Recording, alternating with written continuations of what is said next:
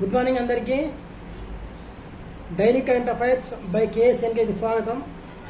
ఈరోజు ముఖ్యాంశాలు: ఏపీలో త్రివిధ దళాలకు అవసరమైన ఆయుధాల తయారీ, పుట్టపర్తిని సైనిక పారిశ్రామిక సముదాయంగా తీర్చిదిద్దుతామని రక్షణ మంత్రి రాజ్నాథ్ సింగ్ వెల్లడించారు. భారత సైనిక నౌకా వైమానిక దళాలకు అవసరమైన ఆయుధాలు సాంకేతికతను ఆంధ్రప్రదేశ్ నుంచే తయారు చేయబోతున్నట్టు రక్షణ శాఖ మంత్రి రాజ్నాథ్ సింగ్ తెలిపారు. రాయలసీమ నుంచే 5వ తరం ఫైటర్ జెట్లు ఉంటాయని సీఎం చంద్రబాబు నాయుడు వెల్లడించారు. 7 సంస్థలతో ఒప్పందాలు చేసుకున్నట్లుగా తెలిపారు. Bharat force, Raghuvanshi machine tools, Sagar defence engineering, SIBE group, PMT defence, Chandravyuha dynamics, Indus bridge venture సంస్థలతో ఎంఓయూలు కుదిరాయి.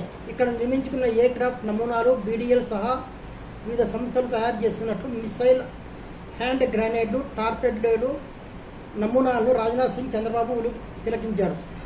సభ అనంతరం పుట్టపర్తి ప్రశాంతి నిలయంలోని సత్యసాయి బాబా సమాధిని రాజ్నాథ్ సింగ్ చంద్రబాబు దర్శించుకున్నారు. నిన్నటి రోజు 15 మే 2026న సర్ ఆర్థర్ కాటన్ జయంతి సందర్భంగా శుక్రవారం ఆయనకు వైఎస్ జగన్మోహన్ రెడ్డి ఘన నివాళులు అర్పించారు.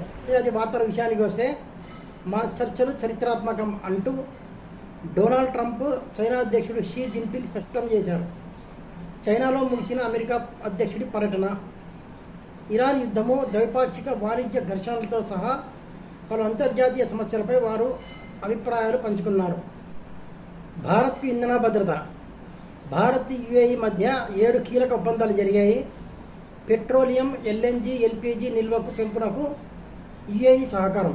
భారత్కు ఎల్పీజీ దీర్ఘకాలిక సరఫరాకు ముందుకొచ్చిన అరబ్ ఎమిరేట్స్. యుఏఈ అధ్యక్షుడు అల్ నహ్యాన్తో మోదీ భేటీ.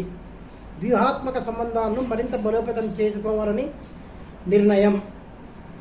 క్రీడా వార్తల విషయానికి వస్తే, కామన్వెల్త్ ఆసియా క్రీడలకు సాక్షి. బాక్సింగ్ ఎంపిక పోటీలలో సెమీఫైనల్లో స్టార్ బాక్సర్ నిఖత్ జరీన్ను ఓడించిన సాక్షి చౌదరి కామన్వెల్త్ ఆసియా క్రీడల్లో బెర్త్ ఖాయం చేసుకుంది. స్వర్ణంతో మెరిసిన శివాని. వూషు ప్రపంచ కప్లో భారత అథ్లెట్లు సత్తా చాటారు.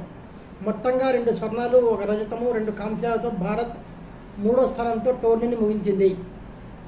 శుక్రవారం మహిళల 75 కేజీల విభాగంలో బీఎస్ఎఫ్ అథ్లెట్ శివాని రష్యా ప్రత్యర్థిని చిత్తు చేసి స్వర్ణం సొంతం చేసుకుంది. పురుషుల 48 కేజీల విభాగంలో కుశాల్ కుమార్ పోరాడి రజతం సాధించగా సాగర్ దహియా కాంస్యం గెలిచారు. మహిళల 48 కేజీల విభాగంలో కరీనా కౌశిక్ కూడా కాంస్యం నెగ్గింది. అంతకుముందు 52 కేజీల విభాగంలో అపర్ణ దహియా భారత్కు తొలి పసిడి అందించింది. చైనా 7 స్వర్ణాలు, వియత్నాం 3 స్వర్ణాలు తొలి 2 స్థానాల్లో నిలిచాయి. ఫిఫా ప్రపంచ కప్ సందర్భంగా ఒక గీతాన్ని విడుదల చేసింది. ప్రతిష్టాత్మక ఫుట్బాల్ ప్రపంచ కప్ సమీపిస్తుండగా ప్రపంచవ్యాప్తంగా సాకర్ అభిమానుల్లో ఉత్సాహం పెంచే దిశగా టోర్నీ అధికారిక గీతాన్ని ఫిఫా విడుదల చేసింది. డై డై అంటూ సాగే ఈ గీతాన్ని ప్రఖ్యాత Colombia pop singer Shakira, Nigeria గాయకుడు బుర్నా బాయ్తో కలిసి పాడారు.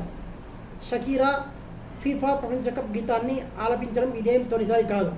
ముందు ఆఫ్రికాలో జరిగిన 2010 ప్రపంచ కప్ సందర్భంగా ఆమె పాడిన వాకా వాకా పాట సాకర్ సంగీత ప్రియులను ఒక ఊపు ఊపేసింది. అమెరికా, కెనడా, మెక్సికోల్లో ఉమ్మడిగా ఆతిథ్యం ఇచ్చే ఫిఫా ప్రపంచ కప్ వచ్చే నెల 12వ తేదీన ఆరంభం కానుంది. హర్జీందర్ కౌర్కు కాంస్య పథకం. ఆసియా సీనియర్ వెయిట్ లిఫ్టింగ్ ఛాంపియన్షిప్లో శుక్రవారం భారత్ ఖాతాలో మరో కాంస్యం చేరింది. మహిళల 69 కేజీల విభాగంలో భారత వెయిట్ లిఫ్టర్ హర్జీందర్ కౌర్ కాంస్య పథకాన్ని సొంతం చేసుకుంది. సెమీస్లో సాత్విక్ చిరాగ్ జోడీ. సింగిల్స్ క్వార్టర్ ఫైనల్లో సింధు లక్ష్యసేన్ పరాజయం. Thailand open super 500 badminton tourney పురుషుల డబుల్స్ విభాగంలో టాప్ సీడ్ సాత్విక్ సాయిరాజ్ చిరాగ్ చెట్టి జోడీ సెమీఫైనల్లోకి దూసుకెళ్లింది.